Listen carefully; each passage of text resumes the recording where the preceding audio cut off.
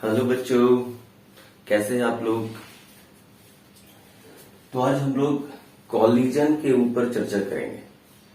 सबसे पहले समझेंगे कॉलिजन है क्या। तो मैं सत्येंद्र कुमार, मेरे चैनल एजुकेशन इंजन पर आप लोग का स्वागत करता हूं। तो समझते हैं, चलिए कॉलिजन क्या है। What is collision. कॉलिजन क्या हो सकता है कॉलिजन। तो कॉलिजन का सिंपल मतलब होता है कि दो ऑब्जेक्ट एक दूसरे के साथ टकराए या इंटरएक्ट करे, है ना। तो कॉलिजन इन फिजिक्स में क्या होगा कि जब दो बॉडी या दो ऑब्जेक्ट इंटरएक्ट करेंगे, टकराएंगे, तो उनका मोमेंटम चेंज होगा। बॉडी का या ऑब्जेक्ट का मोमेंटम चेंज होगा, साथ ही साथ उनका डायरेक्शन चेंज हो सकता है, मोशन का डायरेक्शन, या नहीं भी हो सकता है। ठीक है, तब हम जाके बोलेंगे कि उनके बीच में कॉलिजन हुआ है। और कॉलिजन के लिए क्या दोनों ऑब्जेक्ट का फिजिकली इंटरैक्ट होना जरूरी है। तो कोई जरूरी नहीं है कि दो ऑब्जेक्ट एक दूसरे को फिजिकली इंटरैक्ट करे। बिना फिजिकली इंटरैक्ट किए हुए भी कॉलिजन हो सकता है।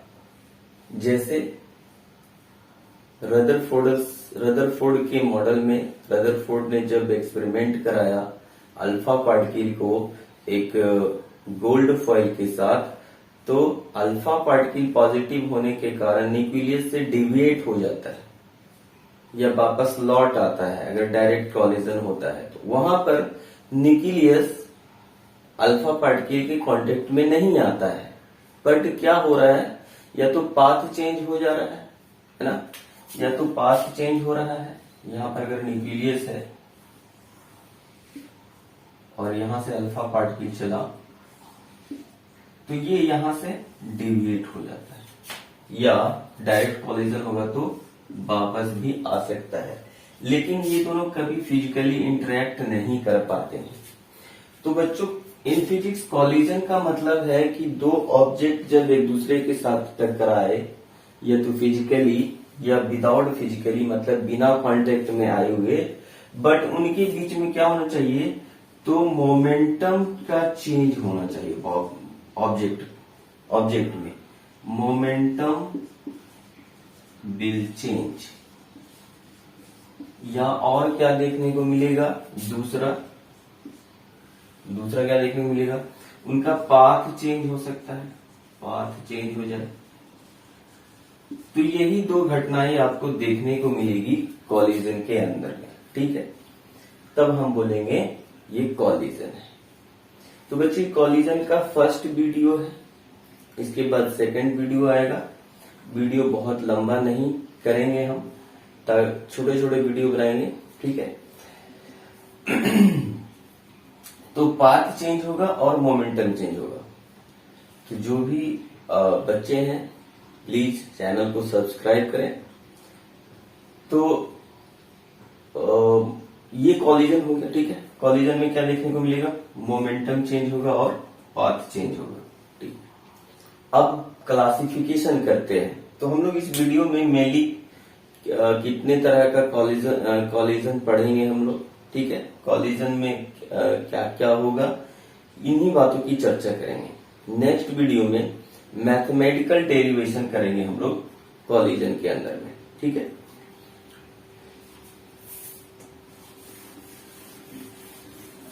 तो कॉलिजन में क्या देखने को मिला, मोमेंटम चेंज होगा और पाथ चेंज होगा, बट उनके बीच में कोई इंटरेक्शन हो भी सकता है फिजिकली, या नहीं भी हो सकता है। जिसका एक केस है रदरफोर्ड का मॉडल, जिसमें अल्फा पार्टिकल को गोल्ड फॉइल के न्यूक्लियस के साथ बॉम्बार्डेड किया जाता है, कॉलिजन कराया जाता है। ठीक है, तब वहां से पता चलता है कि ये इसके अंदर एक ऐसा पॉइंट भी है जहां पर टोटल मास कंसंट्रेटेड है और पार्टिकल वहां से डिविएट हो रहा है।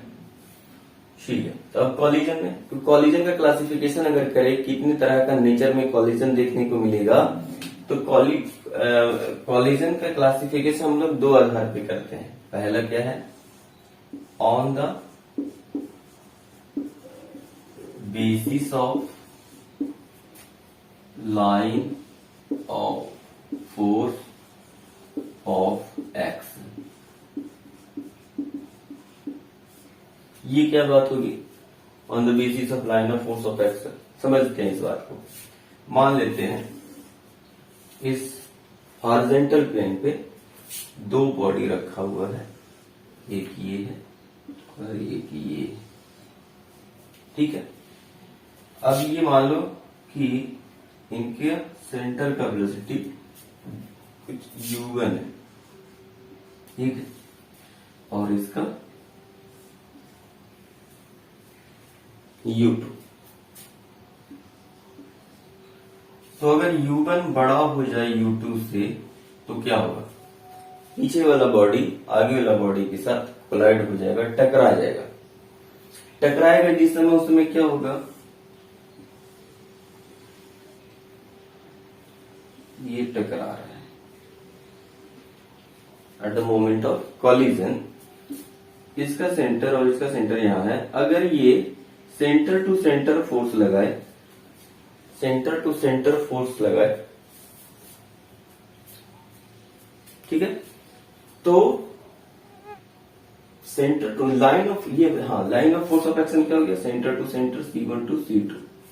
तो इसके आधार पर दो तरह के कॉलिजन हमको मिलता है। पहला कॉलिजन है हेड ऑन कॉलिजन,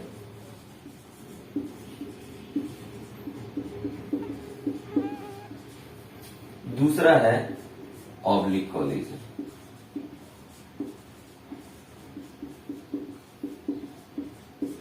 ये दोनों कॉलिजन क्या है? तो जब हेड ऑन कॉलिजन में क्या होगा?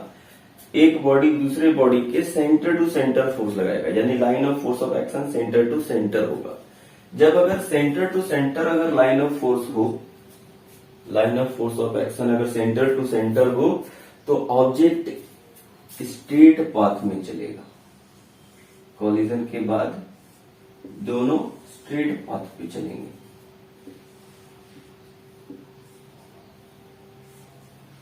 मतलब जो इनका ओरिजिनल डायरेक्शन था, डायरेक्शन चेंज नहीं करेंगे, ये सेम पाथ में चलेंगे। मान लेते हैं इसका वेलोसिटी v1 और इसका वेलोसिटी v2 हो जाता है, ठीक है। तब हम बोलेंगे ये हेड ऑन कॉलिजन है। अगर line of force of action अलग हो जाए, इनके सेंटर टू सेंटर ना रहे, है ना, हो सकता है क्या हो जाए?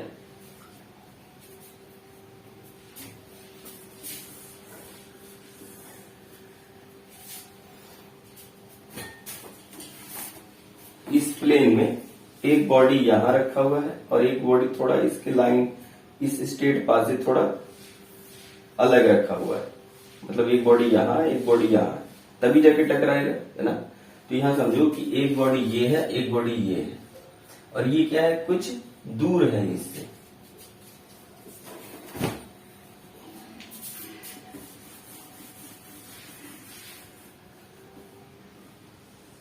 ये ऐसा है, और इसके सेंटर से नीचे कुछ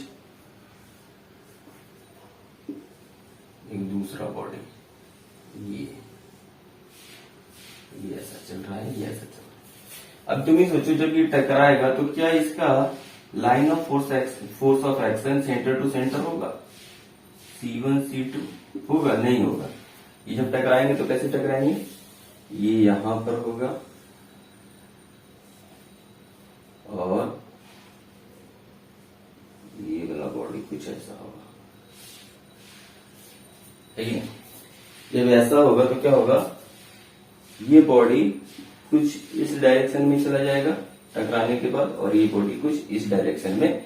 तो आपको टकराने के बाद बॉडी इधर जाता हुआ दिखेगा और ये वाला बॉडी इस डायरेक्शन में जाता हुआ दिखेगा। ये मान लेते हैं v2, ये वेलोसिटी v2 हो जाता है, ये v1 हो जाता है टकराने के बाद, ठीक है। तो टकराने के बाद क्या हो गया? वेलोसिटी v1 और v2 तो हो गया, लेकिन डायरेक्शन ऑफ मोशन बदल गया इसका, है कि नहीं।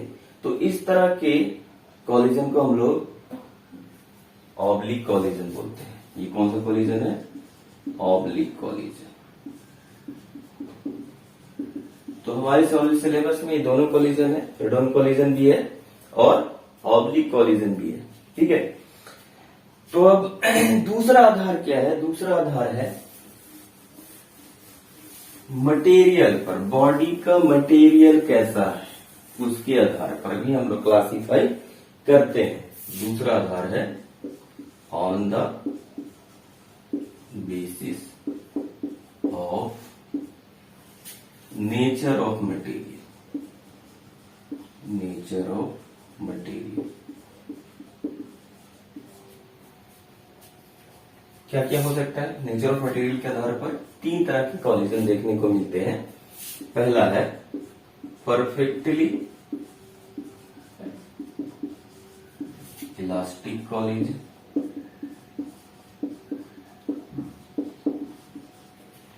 दूसरा है परफेक्टली इनइलास्टिक कॉलिजन,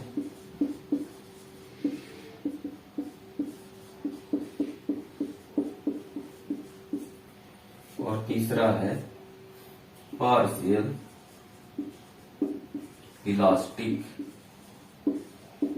कॉलिजन, या इनइलास्टिक भी बोल सकते हैं, पार्शियल इनइलास्टिक कॉलिजन। तो ये तीन तरह का कॉलिजन देखने को मिलता है on the basis of nature of material. ठीक है। तो नेचर कैसा है मटेरियल की, उसके आधार पर या तो परफेक्टली इलास्टिक कॉलिजन होगा, या परफेक्टली इनइलास्टिक कॉलिजन होगा, या पार्शियल इलास्टिक कॉलिजन होगा। अब इन तीनों का मतलब समझते हैं। परफेक्टली इलास्टिक कॉलिजन का मतलब क्या है? ये मटेरियल पे डिपेंड कर रहा है। मान लेते हैं दो ऐसा ऑब्जेक्ट है, दो बॉल लेते हैं। कौन सा बॉल? कॉस्को बॉल, जो हम लोग खेलते हैं क्रिकेट बॉल, कॉस्को बॉल जो पिंग पोंग बॉल होता है। तो अगर हम उसमें फोर्स लगा के छोड़ दें तो क्या हो जाए? फिर से अपना शेप और साइज क्या करेगा? रीगेन कर ले, है ना। तो इस तरह के मटेरियल को हम बोलते हैं इलास्टिक मटेरियल। मतलब वैसा मटेरियल जो जिस पर फोर्स लगाने के बाद, फोर्स लगाए तो डिफॉर्म हो जाए, और जो फोर्स हटा ले तो फिर से अपने शेप और साइज को रिगेन कर ले। इस तरह के मटेरियल को हम बोलते हैं इलास्टिक मटेरियल। और उस तरह के मटेरियल के बीच में अगर कॉलिजन होगा तो उस तरह के कॉलिजन को हम बोलेंगे परफेक्टली इलास्टिक कॉलिजन। ठीक है। तो परफेक्टली इलास्टिक कॉलिजन में क्या क्या देखने को मिलेगा हमको, है ना। परफेक्टली इलास्टिक कॉलिजन में क्या क्या देखने को मिलेगा? तो पहला देखो, फर्स्ट पॉइंट जो है, कोई भी कॉलिजन हो, वेदर इलास्टिक कॉलिजन हो, इन इलास्टिक कॉलिजन हो, पार्शियल इलास्टिक कॉलिजन हो, या हेड ऑन कॉलिजन हो, या ऑब्लिक कॉलिजन हो, in any kind of collision, एक बात तो कंफर्म है, क्या है? मोमेंटम कंजर्व रहेगा। Momentum will always conserve.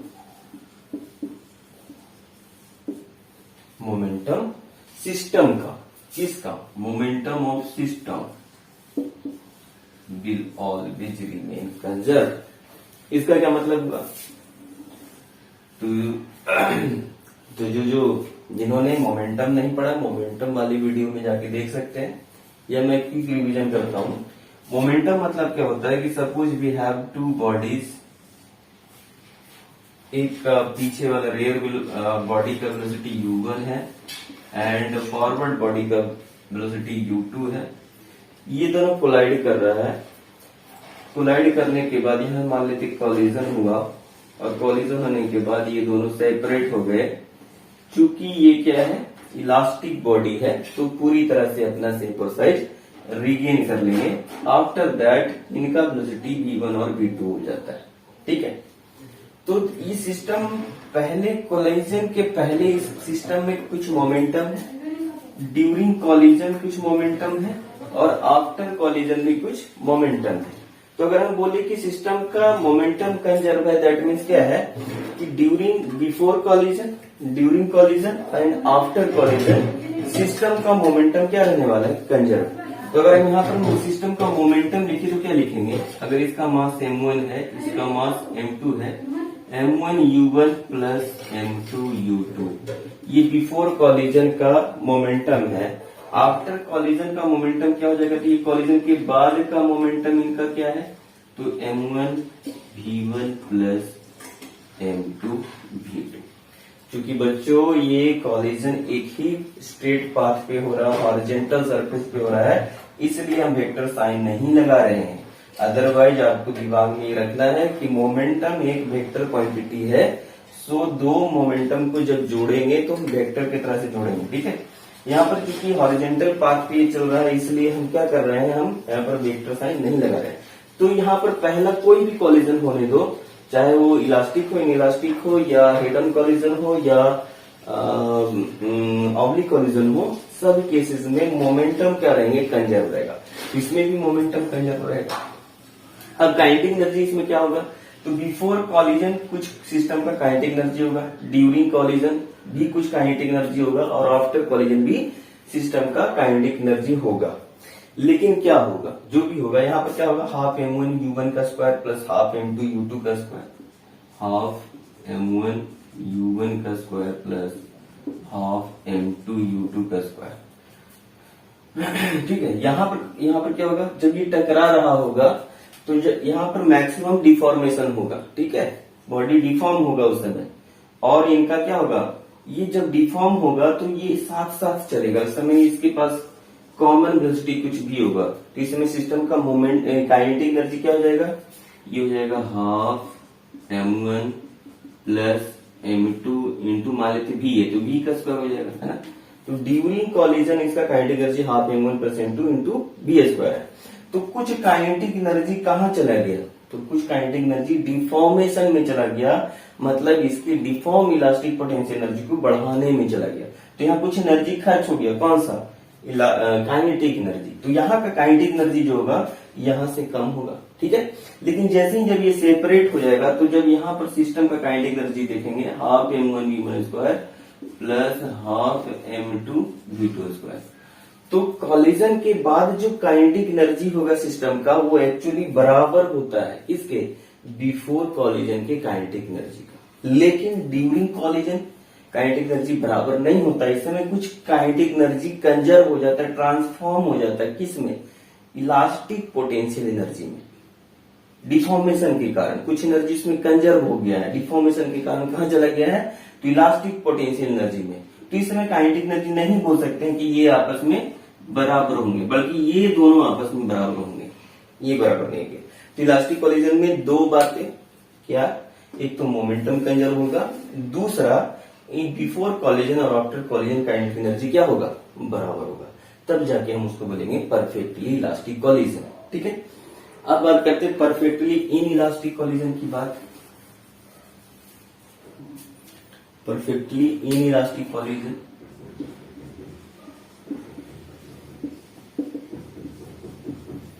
नाम से क्या पता चल रहा है हमको, इन इलास्टिक कॉलिजन। इसका मतलब क्या हुआ कि वैसा बॉडीज जो जिस पर अगर हम फोर्स लगाएं और लगा के जब हटा लें, जब फोर्स लगाएंगे तो क्या होगा, कोई भी बॉडी डिफॉर्म होता है, तो ये भी डिफॉर्म होगा, ये बॉडी डिफॉर्म होगा इस समय।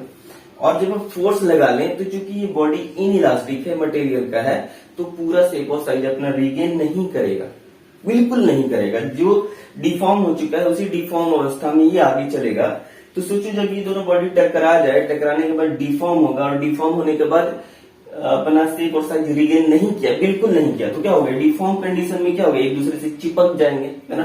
दे will stick to each other during collision and it will keep on moving this deform shape and size with having same velocity. मतलब कहने का क्या हुआ कि टकराने के बाद इनका क्या हुआ, शेप और साइज बिगड़ गया, चेंज हो गया, डिफॉर्म हो गया, और उस डिफॉर्म अवस्था में ही ये दोनों साथ साथ चिपक के चलना शुरू कर देंगे। इस समय इसके पास कॉमन वेलोसिटी भी होगा। तो अब सोचो, तो क्या हो रहा है, टकराया, टकराने के बाद क्या हुआ, कुछ कॉमन वेलोसिटी से दोनों चलने लगे, ये क्या होगा, आपस में चिपक जाएंगे, स्टिक हो जाएंगे, दे विल स्टिक ईच अदर। ठीक है, तब भी, हाँ, तो अब सोचो परफेक्टली इन इलास्टिक कॉलिजन में क्या होगा, यहां भी मोमेंटम कंजर्व होंगे इसका। तो आफ्टर कॉलिजन मोमेंटम क्या हो जाएगा इसका, m1 plus m2 into v। तो गौर करना है, कॉलिजन कुछ भी हो, इलास्टिक हो, इन इलास्टिक हो, परफेक्टली इन इलास्टिक हो या पार्शियल इलास्टिक हो, मोमेंटम हर केस में कंजर्व होगा। लेकिन अगर हम काइनेटिक एनर्जी की बात करें तो बिफोर कॉलिजन इसका काइनेटिक एनर्जी इतना है। अब ड्यूरिंग कॉलिजन, क्योंकि आफ्टर कॉलिजन ये एक दूसरे से सेपरेट नहीं होंगे, साथ साथ वेलोसिटी से जाएंगे, तो आफ्टर कॉलिजन इसका वेलोसिटी क्या हो जाएगा, या during collision half m1 plus m2 v square. और यहाँ पर चूंकि कुछ एनर्जी कहाँ चला गया है, डिफॉर्मेशन में, तो ये काइनेटिक एनर्जी इससे क्या होगा, छोटा होगा, मतलब ये एनर्जी बड़ा हो जाएगा बिफोर कॉलिजन और आफ्टर कॉलिजन का जो काइनेटिक एनर्जी है, तो बिफोर कॉलिजन का काइनेटिक एनर्जी आफ्टर कॉलिजन के काइनेटिक एनर्जी से बड़ा होगा। तो ये बात ध्यान रखना है परफेक्टली इलास्टिक कॉलिजन में, जब भी हम डील करेंगे तो ये दोनों बातें हमेशा याद रखेंगे, ठीक है। अब आती है तीसरे तरह की कॉलिजन, पार्शियल इलास्टिक कॉलिजन।